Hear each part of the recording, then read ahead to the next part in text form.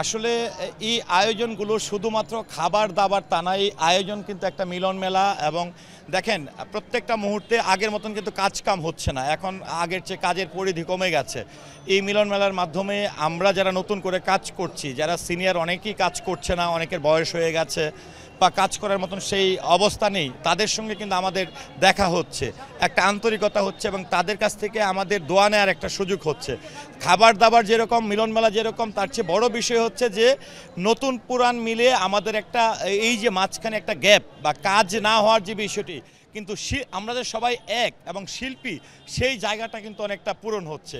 তো সেই প্রেক্ষাপটে এটি আরেকটি বিষয় বলবো যে এই আয়োজনগুলোর মূল উদ্দেশ্য হচ্ছে, অনেকেই কিন্তু দেশের মানুষ বিভিন্ন সময় ভিডিওতে মানে কমেন্ট করে থাকে যে শিল্পী সমিতির কি কোনো কাজ নেই, তারা শুধু ইফতার আসলে ইফতার করে, কিংবা হচ্ছে তারা শুধুমাত্র এই বনভোজন করে। কিন্তু আমি একটি কথা বলতে চাই যে আসলে এই আয়োজনগুলো আমাদের শিল্পীদের মধ্যে সেলিব্রিটি যদি থাকে 100, আমাদের অনেক ছোট ছোট শিল্পী আছে যারা থাকে 400। এই 400 পরিবার ডিজার্ভ করে, হ্যাঁ, কারণ তাদের দ্বারাই কিন্তু একটা গল্প সহ সমৃদ্ধশালী হয়। একটা নায়ক নায়িকা দিয়েই শুধু গল্প সমৃদ্ধশালী হয় না। তো এই আনুষ্ঠানিকতার মধ্যে এই ছোট বড় সবাই আমরা এক হতে পারি, এটি আমাদের কাছে সবচেয়ে বড়।